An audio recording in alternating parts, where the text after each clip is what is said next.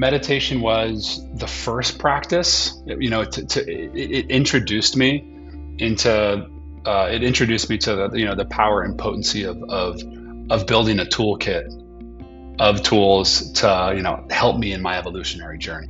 Meditation was the first one, and what was so valuable about it, like I mentioned, was the stress reduction. This systematic process. This is especially true with Vedic meditation. I think it's true for most meditations, but the systematic process of closing the eyes, sitting for 20 minutes, thinking the mantra, and releasing and purifying stress from the body, and also allowing the body to face future stressors and to be able to handle it with more resiliency.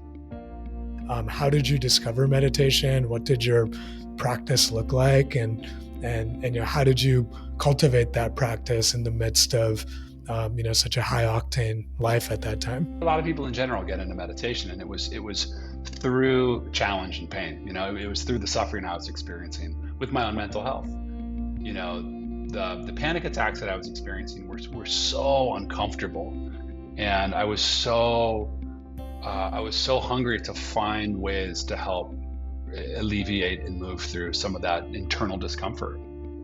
And in that process of kind of looking at what that might be, I stumbled upon meditation.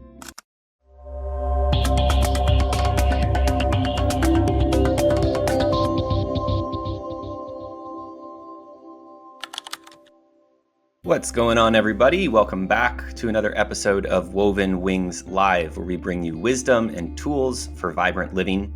I am your host, Gabe Crane. I'm joined, as always, by my co-host, Rahul Didwania. And if you enjoy listening to us, please share this podcast with a friend who you think could benefit from the rich conversations that we have here. You can join our newsletter, which is linked in the show description. You can also follow us on YouTube, where we have, if you're not watching this there already, where we have a video version of the podcast for you to follow along and enjoy.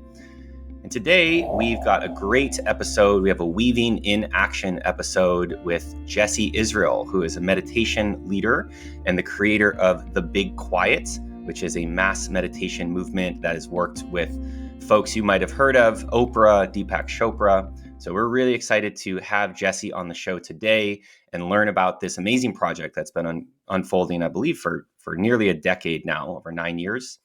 And, this topic, Rahul, I'm curious, it's great to be with you again. First of all, man, how you doing? And I'm just, meditation, of course, is a huge topic in general, right? Mindfulness. And I'm kind of curious about your own relationship to that. And then the other element I think that's so interesting about Jesse's project is the mass component of it, getting together, not just meditating alone, in your room, but getting together with other people to do that. And I'm curious just how started off, kicking off the bat, how do those two elements kind of strike you, or how do you relate with them?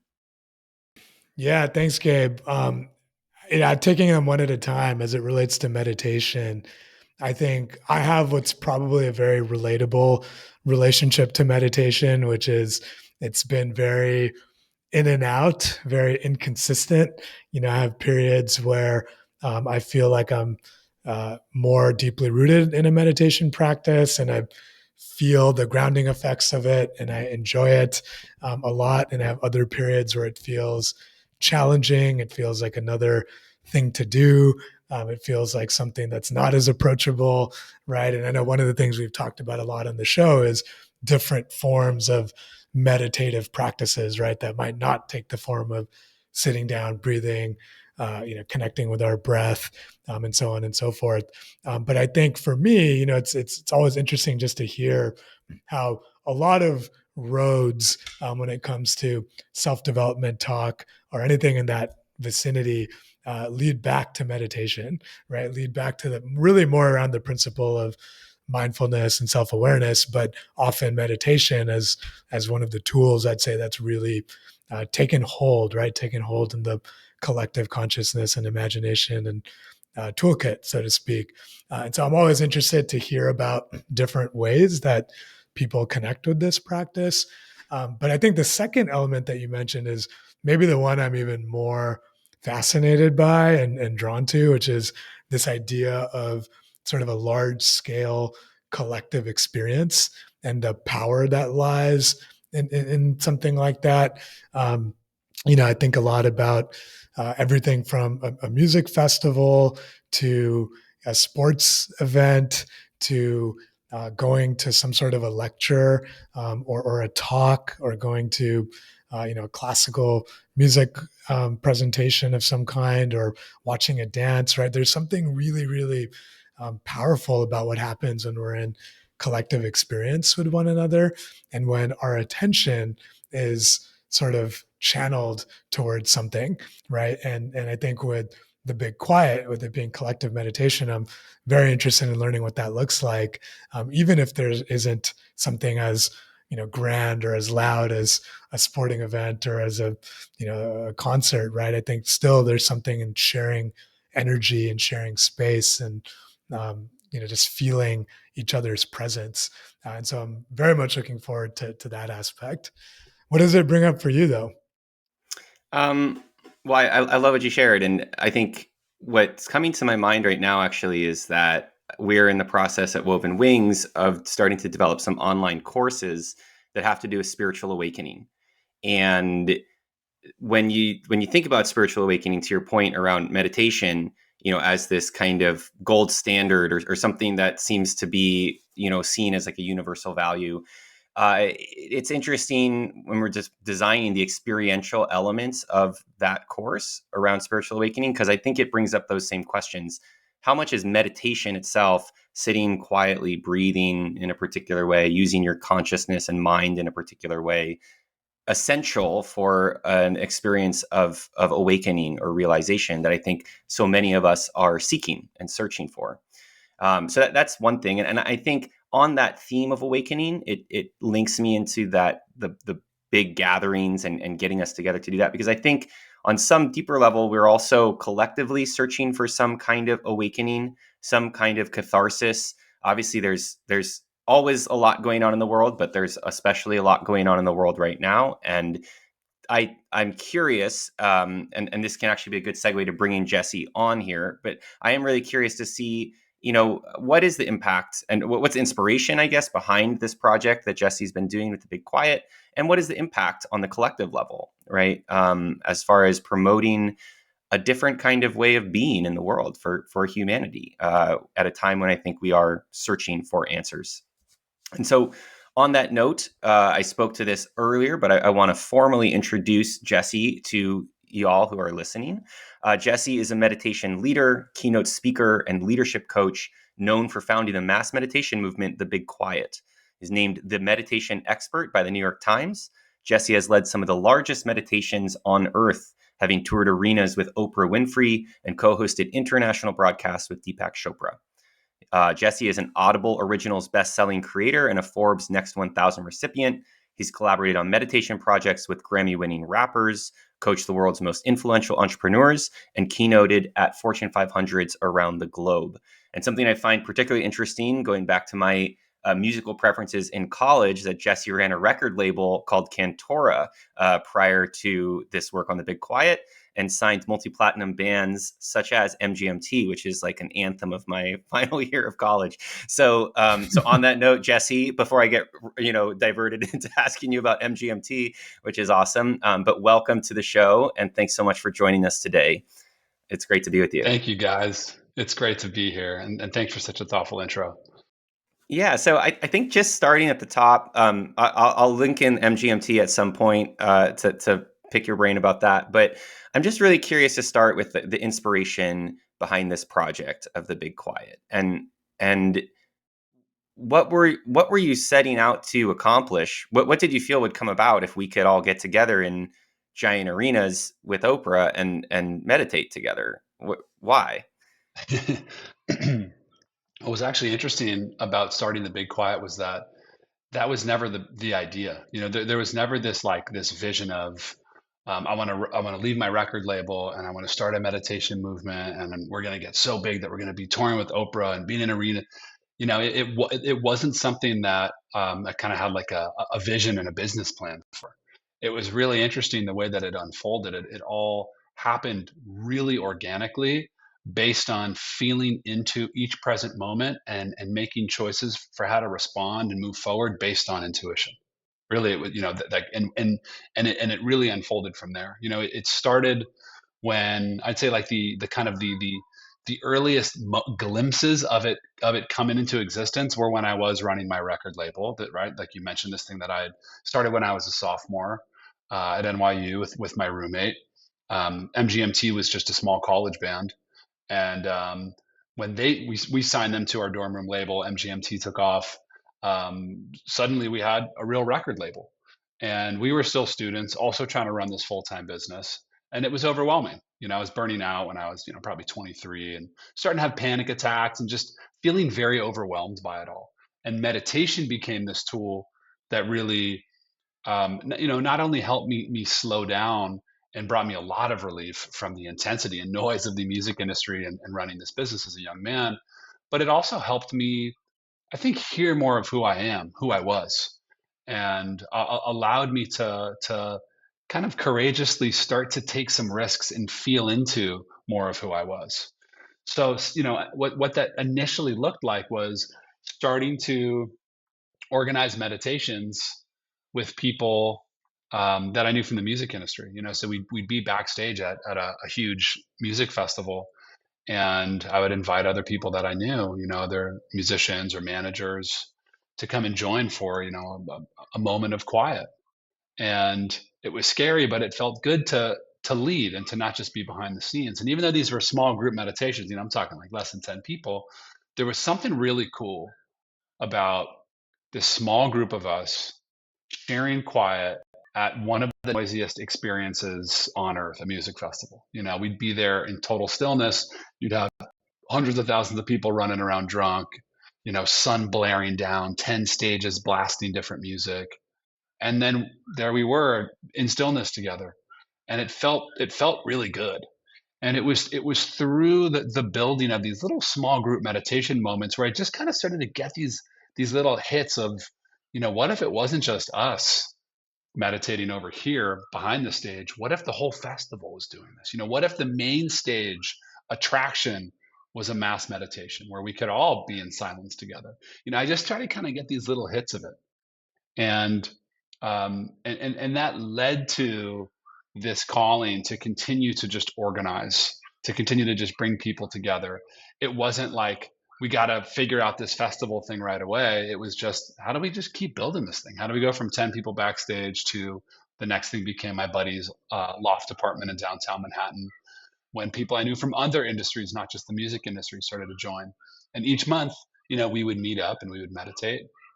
And what I saw through those monthly meetups as they grew, 20 people, 30 people, 50 people, mostly people I knew from work and from, industry, was that there was such a need and such a desire to not only slow down and be quiet together, but to also talk about real stuff, to actually communicate vulnerably about what was going on outside of what we were posting on our socials or talking about it, work meetups or parties. And the way that it grew to that larger scale that you mentioned in your question, Gabe, was really just by focusing on what are the needs that people have? How can we do this in a way that serves those needs? And by following that and listening to the community, it just started to grow. And it extended from my buddy's apartment into other venues and just, Madison Square Garden, the top of the World Trade Center under the Blue Whale. And then there we were, by the 5th year anniversary touring with Oprah. And that was pretty incredible, to have gone from these little meetups backstage at a music festival to being on one of the biggest stages in the world with Oprah, 17,000 people in an arena in total silence, sharing quiet, having space to allow ourselves to vulnerably feel what we feel, but to be talking about it with Oprah on stage. And it was just the coolest thing to be able to witness. But to close it up, it wasn't planned. It was something that really came through us. It never felt like it was, I'm responsible for this thing or my team and I are responsible for this thing. It was something that moved through us that we felt needed to come to life. So we just followed it. That's such a powerful arc that you just described. And I love even calling it the organic nature of it doesn't seem to do it justice. I think it's like the way I hear you talking about it there at the end, Jesse, there's almost like this, almost like destiny component to it, this power of like, Yeah. this had to emerge, and it emerged through you. And I think that's such a powerful idea.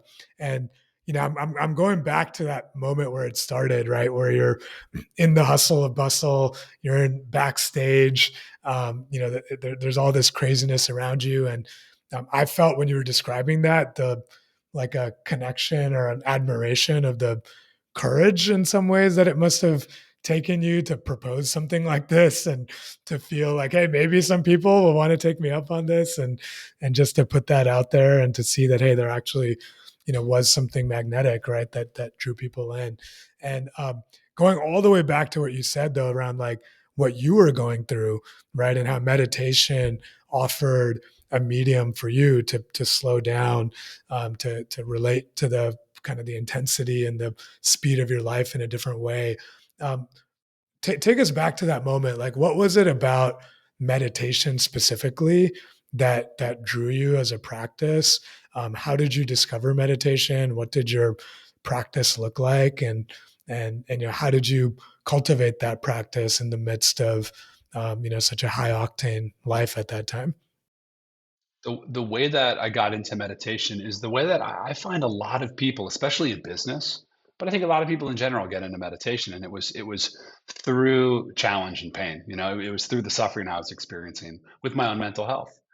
You know, the panic attacks that I was experiencing were so uncomfortable, and I was so hungry to find ways to help alleviate and move through some of that internal discomfort. And in that process of kind of looking at what that might be, um, I stumbled upon meditation. And the way that I got there was actually because I didn't feel like I could be really vocal or public about my mental health. I was in my early 20s. The music industry was different then. There wasn't as nearly as much kind of openness and dialogue around mental health. So it felt like something that I couldn't talk about, especially as a man running his own business. So for me, it was a really private journey.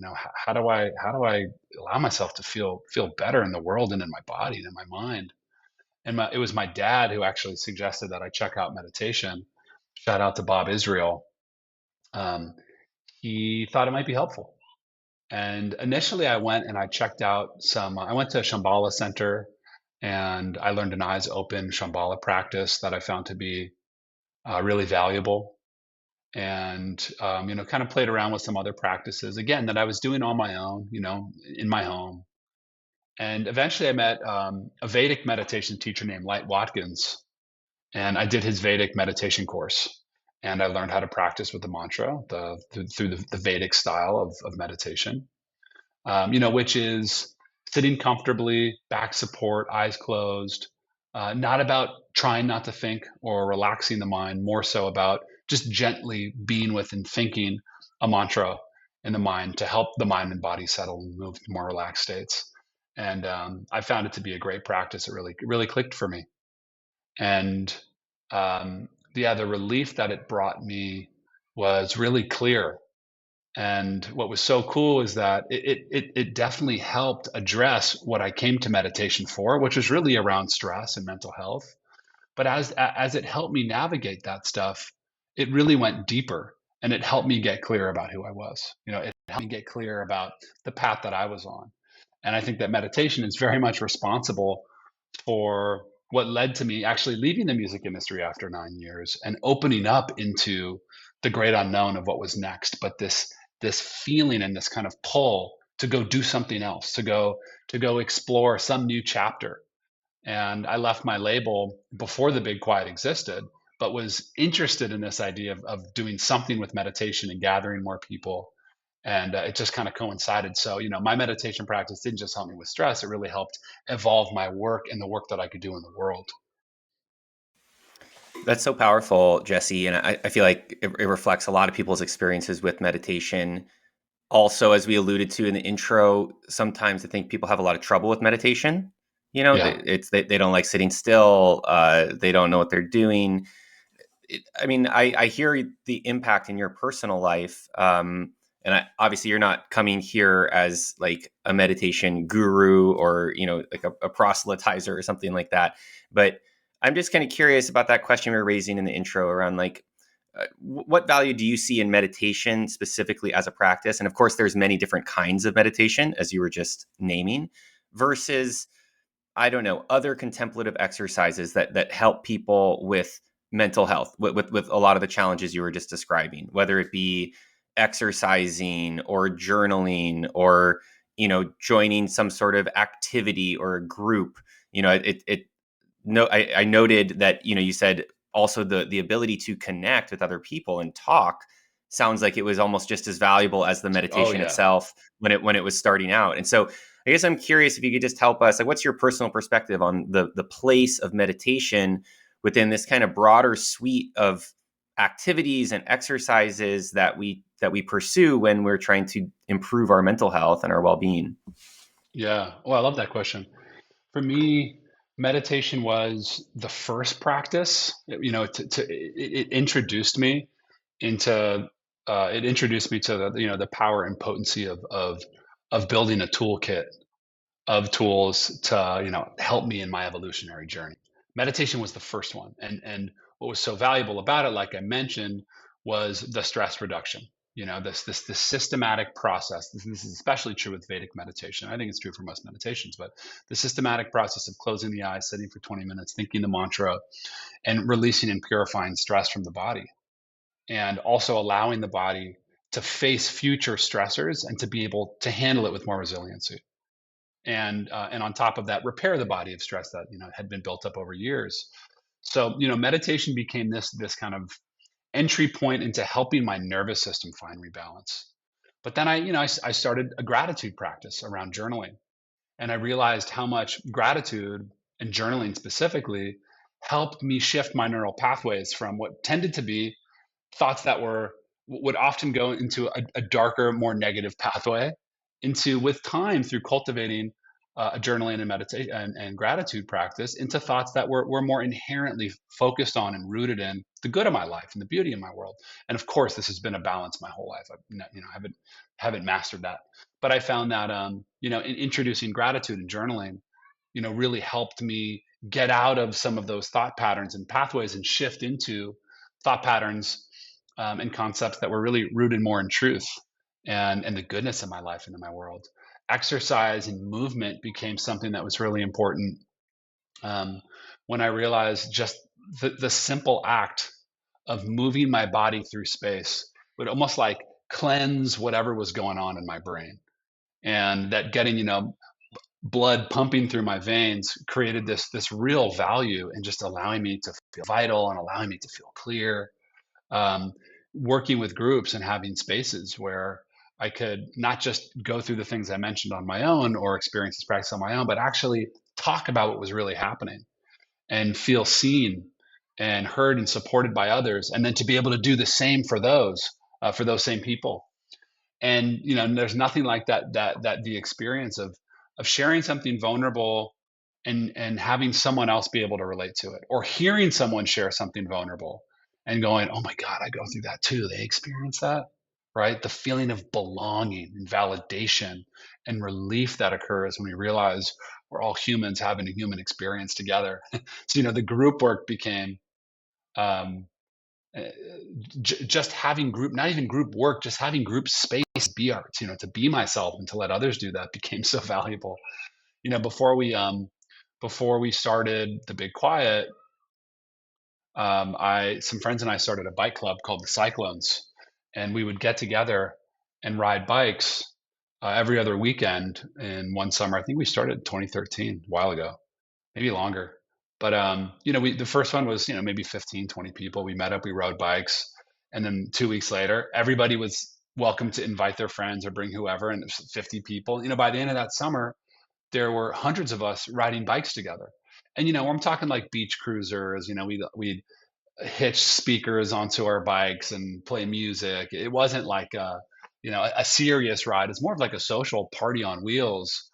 But just like sharing vulnerably in a group of people at something like what would become Club or the Big Quiet, these cyclone rides, there was something about going on adventures together, exercising together, sweating together, uh, riding our bikes and hitting road closure and then scrambling to figure out a new way to get to where we were going, and experiencing that challenge or experiencing that change of plans, and then as a group, kind of getting through it and arriving in that sensation of having accomplished something together as a group.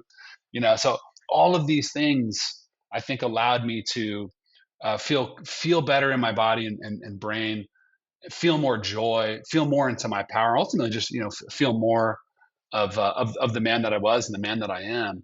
And of course, at this stage in my life, maintaining all of those in the ways that I'm able to, continues to be something that's exciting and challenging.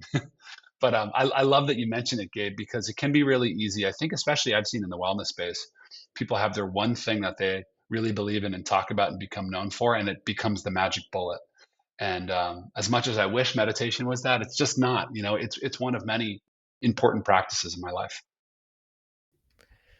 The through line that I heard when you were going through some of those different practices is that reflection that you've had, it sounds like, on the way that it made you feel, right? I think with meditation, you were saying that there was a sort of a rebalancing of your neurology. With gratitude, there's this feeling of your wiring shifting from, Yeah. maybe a negativity bias to a expansive positivity bias. With community, right, there's that visceral need that we all have for belonging and just feeling the joy that comes from finding that belonging and finding that connection, maybe even more fundamentally than that.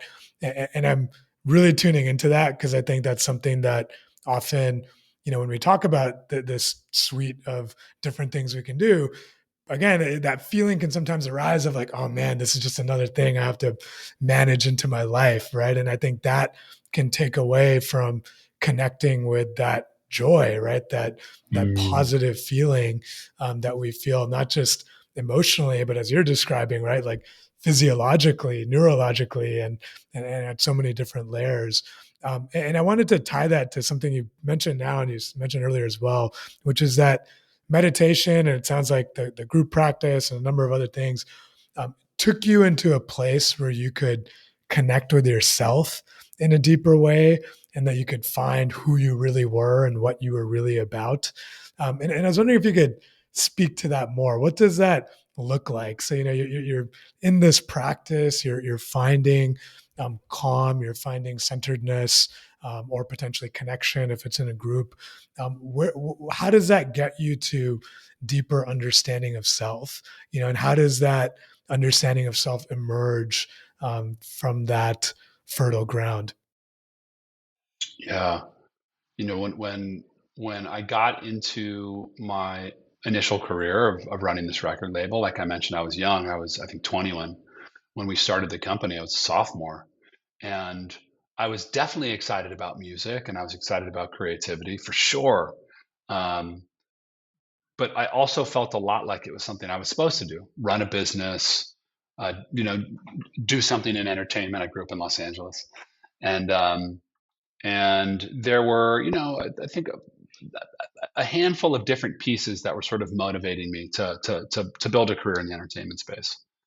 And when I started to practice meditation regularly and was able to move through some of the noise that was existing within me and around me, and it became quieter inside, and I was able to kind of listen more to myself, hear more of my intuition, really feel more into, what are my greatest gifts, what brings me energy that I can give myself to, that I'm also, uniquely good at doing, that, serves a need and helps or lifts others up. The more I kind of listened and felt into that, the more I realized that the role that I was in my record label in the music industry was something that was great for that period of time, but I'd kind of maxed out on my growth. And my meditation practice, and also being in community in the way that we talked about, really helped me realize that some of my greatest gifts, really gathering people, public speaking, um, leading and standing for something I believed in. A lot of those deeper qualities felt really scary because of the anxiety that I'd experienced in my life. So I kind of ignored them. And when I started meditating more, I started to allow myself to give myself to them more. Like when we started that bike club and I started organizing people to come together and go on these rides, and hundreds of people were showing up on these rides, it was like this clear feeling of, wow, I'm actually meant to be doing this. I'm meant to be speaking in front of groups and leading people and facilitating something that feels fun and connects us to ourselves. And that pushed me when we started organizing these group meditations. um, it was really scary, but it also felt so right. I remember the first one that we did at my buddy's apartment. There's maybe 20 people there. Just this, it was like a lightning bolt. I was like, I'm meant to be doing more of this. Like I'm meant to be gathering people, to be sharing quiet together, to be leading these conversations about meaningful stuff. Like I'm meant to be in this role. So much of my work in the music industry, I was off the stage. I was behind the scenes, and that worked for that time in my life. But what I was feeling more and more called into was, I'm actually meant to be on stage. I'm actually meant to share these things that I care about, to gather people, to speak. So I think that as my mental health and stress recovered, it became easier to hear some of the innate qualities that I had pushed down out of fear and let them come to the surface. And the more that I've given myself to that sweet spot of, what am I uniquely good at or suited for, and what drives my energy, what brings me energy when I do it, and how does doing that thing serve a need, right? The more I can find the sweet spot of those three things and really kind of courageously give myself to those actions, the more I find that I come into my power and really feel who I am, and can be who I am in this world. But I wasn't taught that. I don't think our society really encourages that in people. So it meant facing a lot of fear and discomfort. And I think for a lot of us, when we step into the action and the things that we're really placed on this earth to do and be, that right before that, it can feel incredibly scary and it can feel very uncomfortable. And I think for so many of us, that means staying away from it. But when we lean into that discomfort and fear, and we really start to activate some of those deeper qualities that we have that we're meant for, really magical stuff can occur. So these practices, I think, have helped give me courage to lean more into that, to be more of who I am. And I got to tell you, when I first started honoring this idea of gathering people in public speaking, those two things felt like the scariest thing in the world to me. But when I started doing them, it felt good. But I also had no idea how I was going to have a business around this stuff, organizing people for bike rides, gathering people for group meditations in my buddy's apartment. I left my record label so I could do more of these things. My parents, God bless them, were so supportive, and also I think like scratching their heads like, what is he doing? and and it took about a year before following those gifts started to lead to ways to actually create a living for myself. I was lucky that I had some savings from my label that allowed me to go for 6 months or however long it was, um, before I started to get these consulting opportunities for helping people who wanted to build new businesses in meditation. Because I had been organizing group meditations, I had a skill set for that and an understanding. So I was able, and then we started charging for our meditations, and then I was able to bring in a small team. And then I got to build the career around these gifts that, you know, I felt so true to who I was. Um, so that's a big part of uh, of what I'm referring to when I talk about, how we get clear about who we are and give ourselves to that. Yeah, it's really, really fascinating, Jesse. And there's two main questions that are coming up for me here. Both, I'm really interested to hear both, but they're kind of different. So let's see. I'll put them out there to you, and you can play with them how you want. The first is just this juxtaposition between the quiet and the socialization. And I think people often think about meditation as a frightening experience, in part because you have to go inside yourself and confront yourself, and it can feel isolating. It can feel, oh, okay, I'm going to get into meditation. How boring is that, right? I'm withdrawing from the world. And what's fascinating to me about your story is that it's propelled you deeper into connection with your own gifts, your own purpose, and also with connecting with other people, gathering people together. And I think that is that's a link that isn't always so obvious to people. So I'm curious around just what sense you make of that, how you have, how have you gone into something that connects people most deeply with themselves, and through that has actually connected you with so many people and helped those people connect with one another. So that's one big question. And the second question has to do with mental health. And it sounds like mental health has played a huge role in how you got into this whole field. And I think it's a huge draw of why people pursue meditation generally.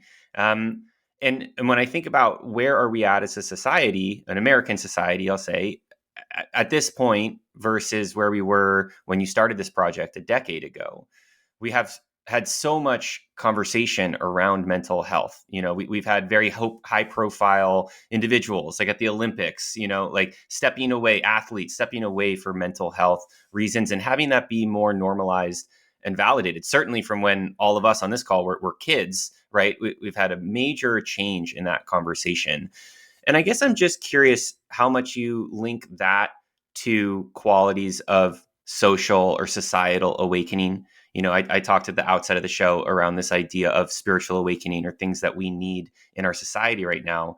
And sometimes that can become very esoteric or abstract, some grand awakening or some magic that's going to happen when we all sit in the amphitheater with Oprah and Jesse and get clear, but how much of that do you link really just to our mental health, how we're feeling and how we go about our day, and therefore how we structure our lives and what we spend our time doing, and the quality of the things that we do. So I know that's a lot. I don't know if you can handle both of them at once, but I'll just give them to you. See what you want to do. Thanks, Gabe. Yeah. I think both of the questions, so much of the answer is tied to a response to what people need and yearn and kind of crave for most right now in the world. I think as we become more isolated and disconnected from each other, and as our mental health challenges and suffering tend to increase, there is more of a desire to be together in community and feel like we belong. And also in leadership, to talk about and voice the journey so we aren't going through it by ourselves. When you see a celebrity, or you see, an Olympic athlete voicing their own mental health challenges and really putting that on the table, part of why that's become more popular is because what people have finally realized, especially I think especially leaders and public figures, when they're willing to voice their humanity, when they're able to actually say publicly, I'm a celebrity, I'm a pro athlete, and I deal with X, Y, and Z mental health challenge. One, it creates a relief because they get to be human and publicly be themselves and not pretend to be the person that they thought they're supposed to be. That's incredibly relief giving. But two, they see how many of their fans and how many other humans that pay attention to what they have to say can relate. And the permission it gives those people that are listening to that celebrity speak, the permission it gives them to be themselves, and there's such a potent moment of belonging that occurs when this person that you idolize or look up to in the media or in entertainment talks about a challenge that you also have. There's something so humanizing about that, to be like, oh my God, this person also deals with that. That creates such a potent sense of belonging. And that belonging and that healing and validation that occurs from a moment like that solves for the thing that we need, the thing that we need most, right? Which is to feel human, which is to feel like we belong to others. And so I think that as these challenges in our culture continue to increase, it pushes us more towards moments of humanity. And when it comes to the growth of the Big Quiet, it was very similar. It was people being so hungry to go through the challenges and journey of life with others. And we started the Big Quiet, and so much of our growth came from being in New York City, such a lonely city, thousands of people. Um, I first of all, millions of people in New York. But what I was going to say was, on my commute in the mornings to my office, I would see thousands of people walking, uh, taking the subway, moving through the city, totally, compact next to each other, and nobody talking to each other, just all feeling and being alone together. And I think that problem had so much to do with why and how the Big Quiet was born. There was such a sense of loneliness and disconnect in the city that to create a space where we could come together and just be quiet together, in one of the noisiest cities in the world, come together and just share silence. There was just something about that people felt called to. I think for a lot of people, they couldn't even necessarily name it. Sure, some people it was like, oh, meditation's becoming more popular. At that time, kind of the wellness movement was just sort of taking off in this broader way. And I think for some people it was about it's becoming popular. For some people there was more research about meditation and science that was supporting the benefits. But I think for a lot of people, they didn't really know why they felt called to coming to these events, but there was something about being together in quiet in a city that was so chaotic and lonely that just spoke to something deeper in them. And when we would come together in New York City, I live in LA now, when we come together and close our eyes, and there'd be a large group of us creating that stillness together, when we knew right outside the doors of the venue there was just total chaos occurring, there was something about cultivating and creating that energy force together that felt so good, not just because it felt great to be a part of it together, but because we were creating it together. Every Big Quiet mass meditation event has felt like a co-creation, because if one person's talking and laughing and making noise, it doesn't work. But if we all contribute and bring our energy to this sustained moment of silence, we all feel like we're actually creating the thing, right? So we all feel like we're of use in some way in creating that experience. So anyways, I think that the more that we see challenge in our world, the more it will push people to what you've referred to as an awakening, or it will push people to, speaking up more or gathering more or finding solutions to help us move through whatever that challenge is. What I'm just reflecting on right now, Jesse, is I feel like you have a very intuitive and like innate way of articulating what this idea of like humanness is, and just this movement that you're describing around the Big Quiet seems like there was like a pull, right? Like you were describing the organic way in which it grew, that it touched on something that people were yearning for. What you were describing in New York was taking me back to when I lived in New York, and it was also taking me back to what you were describing from day one, right at the music festival.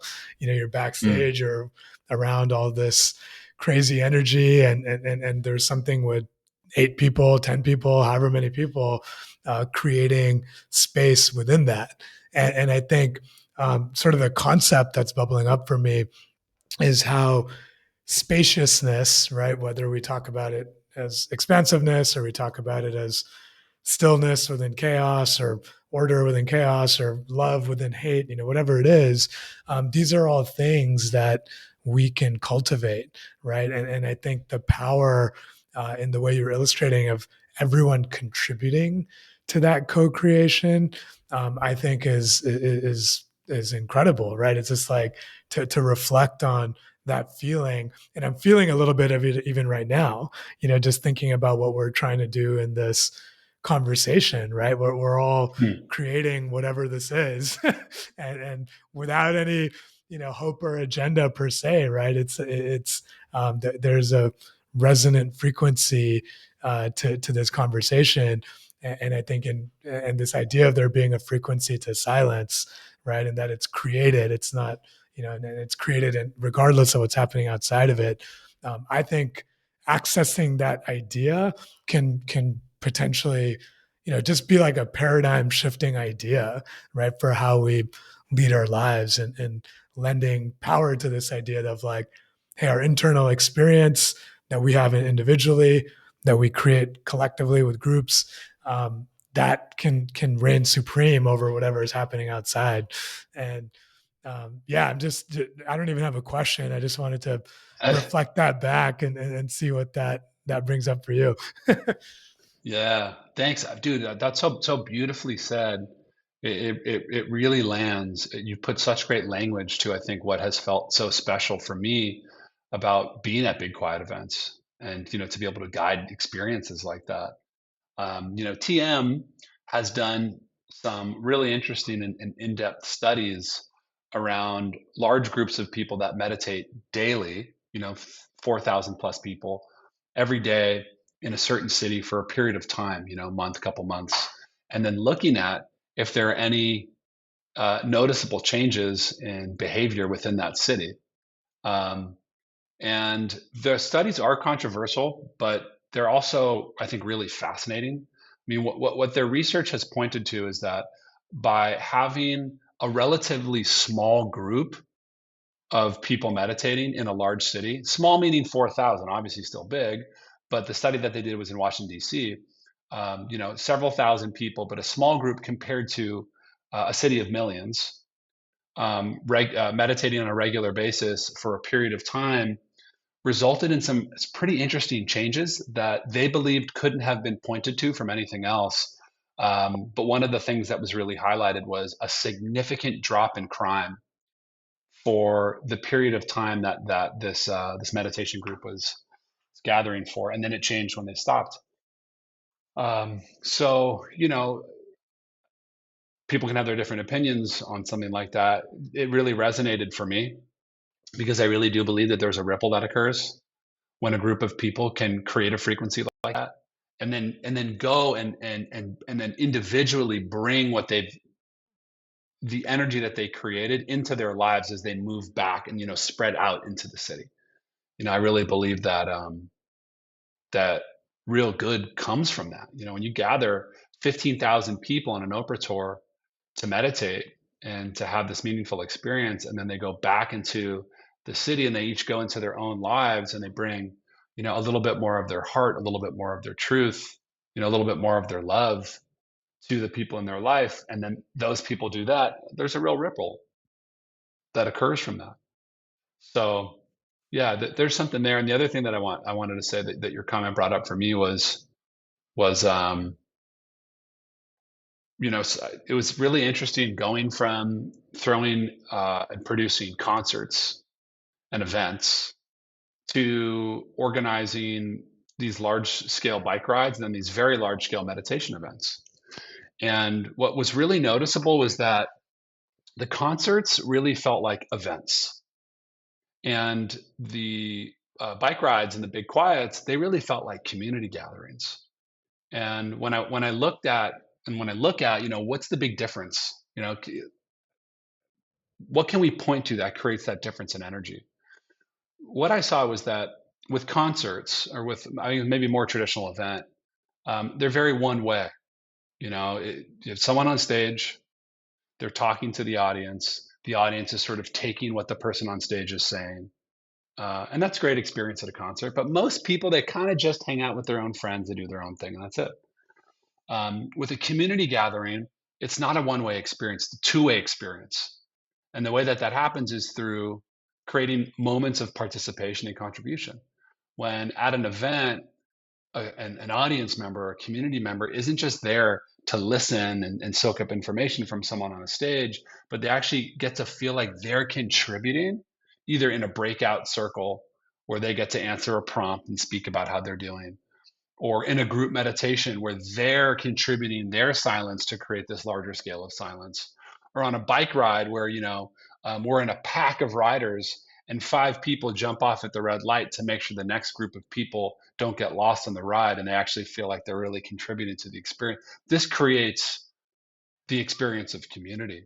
So I always think about, when building community gatherings, what are the ways that we can really have moments of participation and create moments of contribution for the attendee, for it to really feel like it's a community gathering, not just an event. I love that distinction, Jesse. So it really resonates with my own experience of, yeah, being even at like a concert, like you're saying, or a music festival versus a more participatory kind of festival. I mean, I think that's probably why something like Burning Man has so popularized, because there's a participation component. That's one of the values, the radical participation. And I really appreciate the link you're making between that and this sense of shared humanity. Rahul was speaking to that. I think you've touched on it with so many different, kind of vignettes and words. You've talked about belonging. You've talked about love, the desire to be in community. But I think, if I just put you, I'm going to give you a soapbox here for a second. I put you on the soapbox for 1 second. Just like, what is it that we are seeking in all of these kinds of activities as humans? Like when we talk about this humanity, it's I think that evokes something around empathy for me, about my heart, about being a good person, quote unquote. But what is that? If you were to kind of sum that up in your own words, like what are we reaching for, that if we can embody and grasp that together, we can have a more enjoyable experience of life, perhaps a more meaningful and beautiful experience of life together. Um, what? How would you describe that? I think so much of it is about permission to just really be who we are and have the experiences that we're having. I think so much of our culture and society today tells us that we need to feel a certain way or look a certain way or be a certain way, and if we don't fit into those boxes, then we are wrong or bad or have issues. And I think when we're able to just really be true to who we are, right? When we're able to really have the messy experience and we're able to really, bring our truth and whatever we're going through to the table, um, and have that be, seen and held by others, and for us to be able to do that for other people, that we get to just accept and celebrate who we are in the moment. That we get to um, to be the person that we actually are instead of the person that we feel like we're supposed to be, and being granted that permission to just be true to ourselves. um, I think is just such an innate desire for people right now. So in these moments where people are able to do that, if it's through a group experience, if it's through a breakthrough they have with journaling, if it's through meditation, allowing for more the truth of who we are to come through, um, is I just think it's healing. I think it's incredibly validating for people.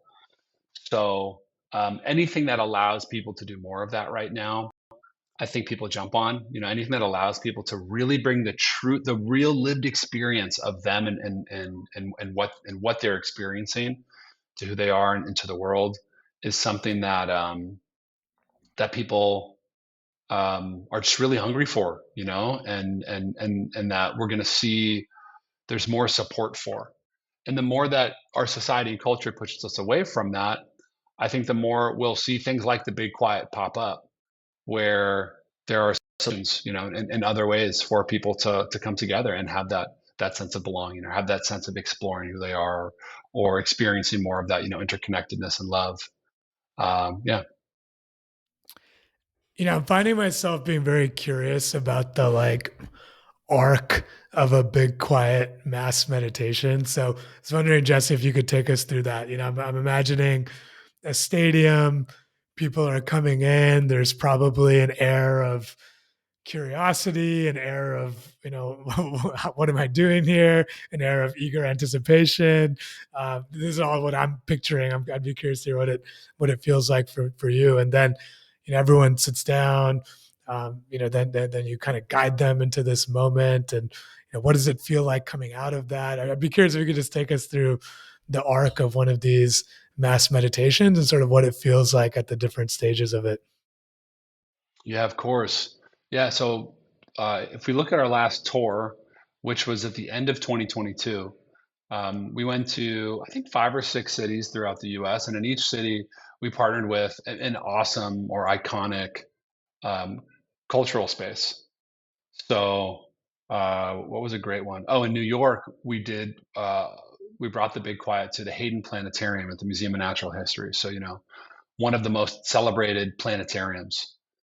and we did 2 events back to back, which is really cool. And the way that event worked was, and we had the same format for all of our events on that tour. Um, People fill into the space. When the event starts, my team and I would come out and welcome people, and we usually do some type of an icebreaker where we'd have people dance, kind of get comfortable in our bodies. We do a couple of icebreaker prompts where they might, get to know their neighbors or, meet somebody new and chat a little bit. One of our tours, we asked people, talk to somebody that you don't know and share your go-to karaoke song. And then after everybody connected, we asked if anybody wanted to share their karaoke song and sing it in front of the group. And at each tour stop, somebody would volunteer to sing, and then the whole group would sing along with them because whatever song they chose was always something that everybody knew. So we kind of like create those moments.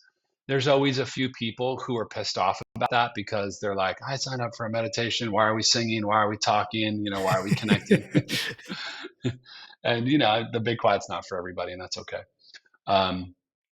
But we would start with that, and then we would let's see, at the planetarium, we always liked to find a way to honor the venue.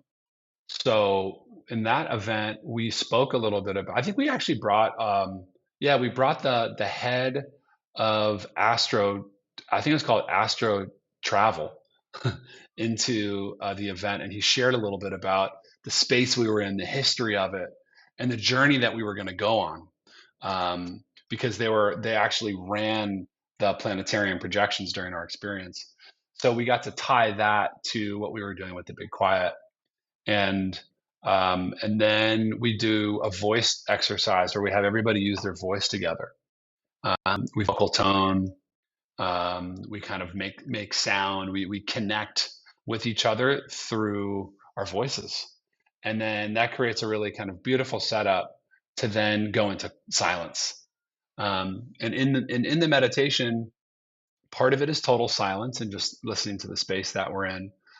With this event, we actually had people keep their eyes open, and we did a breathing exercise with great music while people looked up at the Hayden Planetarium.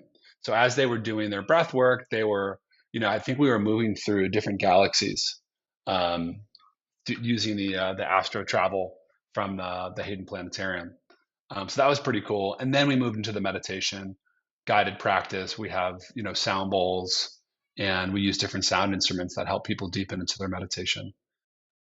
And then we always, when people open their eyes, we always have people, when people open their eyes, we always have performances. So we find that people are in this very captive space post meditation, post vocal toning, post, meeting their neighbors. They're in a very captive space. So to have musicians perform is really powerful. So we would usually have 2 or 3 performances, one song each, usually with musicians that are using string instruments and creating sounds that feel really heart opening.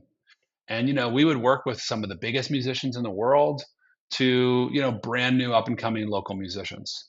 That range was always really fun. It was actually a really fun way to plug into my previous career in the music industry.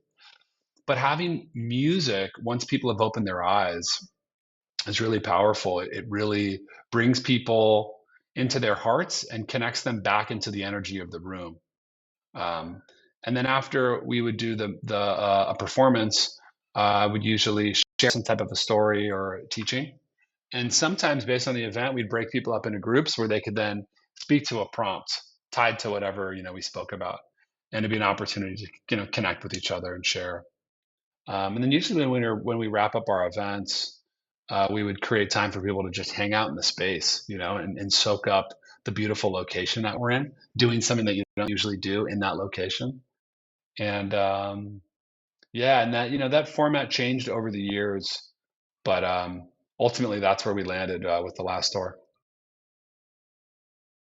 That's awesome. Sounds amazing. Sounds like a really cool event and really genre blending. I think that's also what I hearing in your experiences, Jesse, is like really feeling the empowerment personally to draw on your experiences, to draw on your understanding about what people resonate and relate to, and kind of stitching that together with some traditional practices that kind of maybe bring the experience alive more for people, make it more accessible for people, and perhaps contributing to like the success of the overall event. Would you agree with that? Do you think that those have played big factors in the Big Quiet's growth? Yeah, I do. I do. Initially the focus was just on meditation. Um, but music was always a part of it. But then as breath work really started to take off and become this, meaningful somatic tool, we started incorporating breath work into the not just into the experience, but into the way that we would promote the experience. We went from hosting mass meditation tours and events to, mass meditation and breath work tour. Um, so, just bringing in these different modalities. Oftentimes, very often, we work with different teachers and have different people lead different practices. Like I said, different musicians. It really created multiple endpoints and ways for people to experience a lot of the different practices that we've talked about. In our conversation today, we would oftentimes we'd have a journal partner that would provide journals for everybody, and we'd share a prompt, and they'd actually break out a pen and actually get pen to paper and give them a little taste of it. So yeah, although we were it's always been about meditation, there's been so much more to it, and there have been so many different practices that we've been able to introduce people to along the way. I love that. And I think one thing I find inspiring about your project is the open-minded, open-hearted sense that you express there, the willingness and the ability to combine different formats and approaches. And I'm curious, we talked at the outset of the show, and you were just speaking to some of the great collaborations that you've had through the project. And through the project and through your former, work in the music industry, you've gotten to have interactions with folks who, as you were speaking to earlier, a lot of we tend to, idolize people and put them on pedestals. And at the same time, we're having this conversation today about humanity, right? Around the basic things that we share together as people that allow us to feel connection. And I'm curious about your experiences interacting with folks like Oprah, Deepak Chopra, other folks, that we haven't mentioned that I'm sure you've worked with through this project. What's the experience of humanity, and maybe your own experience? I don't know if you kind of get any butterflies or when you're meeting a celebrity. I think we often tend to kind of like separate them out. Like they're not quite human. They're on the screen there, What can you humanize some of these figures for us, and what's been your experience working with folks like this on such meaningful work? Yeah, when I think about working with Oprah and being on her tour for those 10 weeks, it was so interesting. One, to be able to spend time with someone I'd always looked up to and inspired me so much, but two, to be with someone that is really, at the highest level of celebrity, of like cultural icon. Um, People are just so moved by her. So, she's treated like a deity almost. And it was really cool to get to have moments where I could see the person that she was. One example of that, where I was really moved by her, not just on stage, but the way that she treated people. And one of the experiences that did that for me was on the last after the last tour stop, there was an after party for all of the touring staff. I mean, there were hundreds of people on this touring staff team, and Oprah also has a very large team that she's been working with for 30 plus years. In fact, most of her people have been working with her for multiple decades, and it's a big, I would say it's a big secret to her success. And throughout the tour, I was always kind of curious about how does she have this retention? How does she have people that are staying with her for so long, that know her so well, that have such a great energetic fit, that create so much success together as a team. And it really became clear to me in this moment at the after party where, look, I don't think Oprah, I think a lot of people in her shoes, they wouldn't even gone to an after party at the end of the tour. Not only was Oprah there with everybody, she had a stage built for this group of a couple hundred touring staff, and she spent about 2 hours getting up on the stage and one by one calling up each person from the team and literally allowing them to share the stage with her and looking them in the eyes and not only thanking them for what they did for being on tour and for helping with the tour, but acknowledging the unique gifts that they brought to the tour. Like we were talking about before, that sweet spot. She could see the things that they were uniquely good at that they brought to the tour to make it a success, and she did that for each person.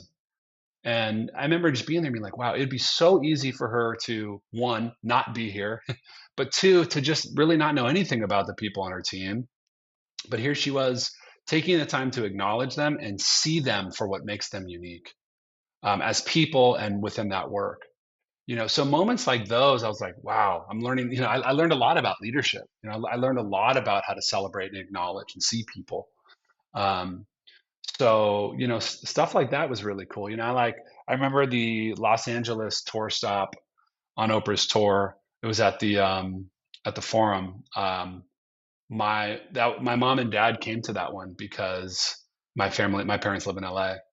And when I came out on stage, instead of doing our usual bit together, Oprah said, "Oh, you got a haircut, didn't you, Jesse?" And I was like, "Yeah, I did." I was like, "Thanks for noticing." And she was like, "Your parents must be here." And I'm like, "You're right. They are." She's like, "Where are they?" And my parents in like an arena are like, "Hi, Oprah." She created that moment for me, for my family. And of course, the whole audience loved it. But that's how she is. She sees people. She sees, from me, who was somebody touring on stage with her, to the people who are behind the scenes, helping make the team happen, make the tour happen. So stuff like that was really cool. And stuff like that felt really authentic. The other one I'll mention was, um, I met Common, the rapper and actor, through the Oprah tour, and through that we became buddies and we got to do some work together. And I've taught him meditation, and we've done some cool projects. And along the way, getting to know who he is as a man, and he's also vocal about this.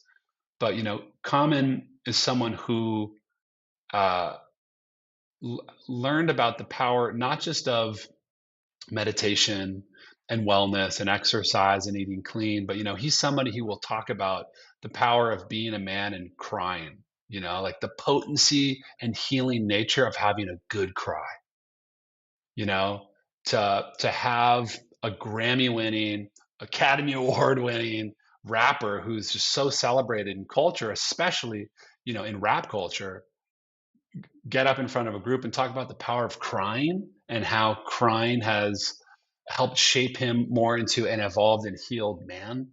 Stuff like that. So cool.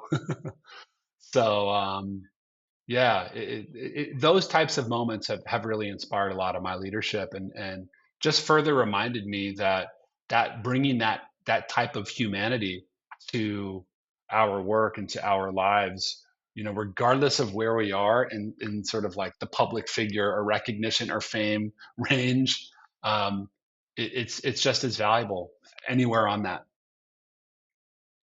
Yeah, it's if anything, it sounds like it's even more valuable, right? Because you have this platform, you have people that are listening to you, and I think modeling that way of being, that just Yes, sounds that's so true. powerful.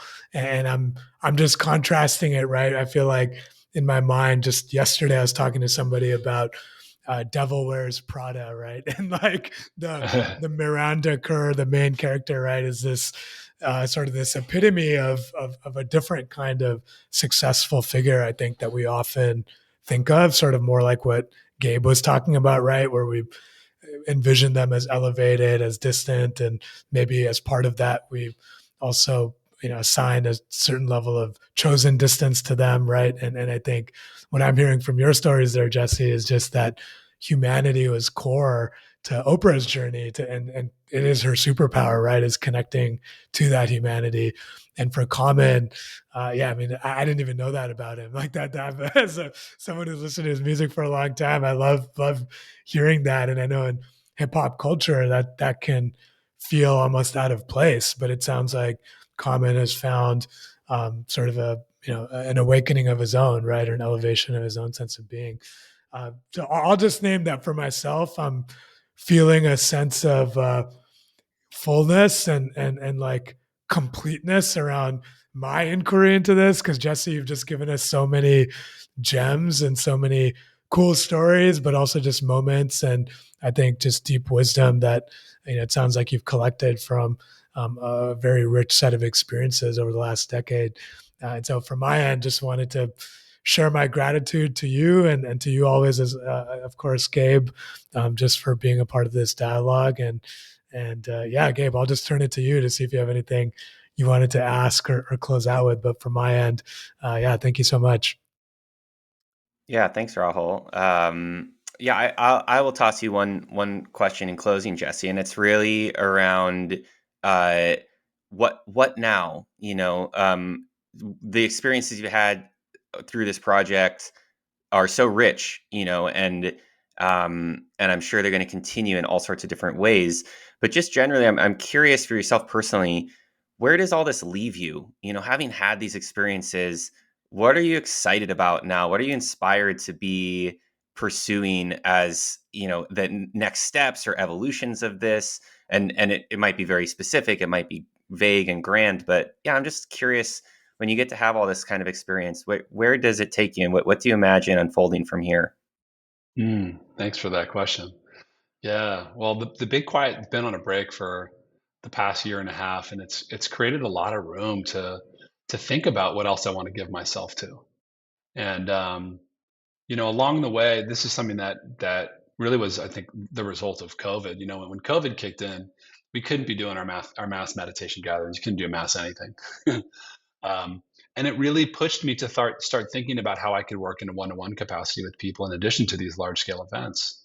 So, the past few years, I have been focused more on my private coaching business and really working with public figures and founders, CEOs, leaders who are influencing their industry and influencing culture and have a sense that there is a way to take their work and their lives to a more fulfilling next level and bring more consciousness to their work and to their lives.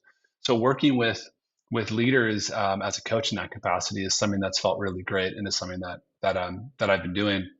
And I love speaking. Keynote speaking, sharing the stories of a lot of the things that we've talked about, and helping other people quiet the noise in their lives so they can hear more of who they are and really amplify it to the world. Helping people understand how they can access that enormous reservoir of power and potential that exists within all of us, but that so many of us are blocked from, right? To help people with the tools and the stories to give them more of an ability to bring to life who they really are is something that I really love. So I've been doing a lot of keynote speaking and bringing my messages and sort of teachers and tools to different corporate audiences and stages throughout the world. Um, so that's been feeling really fun. Bringing more of who I am too. A lot of my work has been focused on the Big Quiet. I think in this sort of next chapter for me is going to be focusing more on bringing me as Jesse to the world and exploring kind of new ideas, ways to help people, possibly some new businesses along the way. Um, so yeah, thanks for asking, man. Yeah, absolutely, and thanks for sharing. And thanks so much for joining us, man. It's been an awesome hour with you. Just amazing stories and amazing work that you've been up to. And so, yeah, I thank you for your time. I thank you for that body of effort and self-seeking, personal journeying that you've been on. That's clearly benefited you so much and touched so many other people in the world. And so, yeah, thank you so much. Thanks for being with us today. Thank you. Thank you guys for having me. It's been such a treat. Thanks for such thoughtful questions. Yeah, for sure. And so, if you're listening, for sure, please follow Jesse's work. His links to his personal website, to the website of the Big Quiet, ways for you to be involved are linked in the show description. I hope that this gives you something to reflect on. What's the big quiet in your life? What are the big movements that are possibly unfolding for you or wanting to take shape? What is the mental health challenges that maybe you're facing and the growth opportunities that are available through practices like meditation, through conversations like we have on this show? Who is someone in your life that you can reach out to connect with and deepen your own process gather together in community and discover a little bit more about what it means to be human and alive vibrantly. And so with that, thank you so much again for joining us. As always, please share our work with a friend, follow us along on YouTube, and leave us a review wherever you listen to podcasts. I'm Gabe Crane, once again with Rahul Didwania and Jesse Israel today. Thank you so much for joining us, and we will catch you next time. Take care.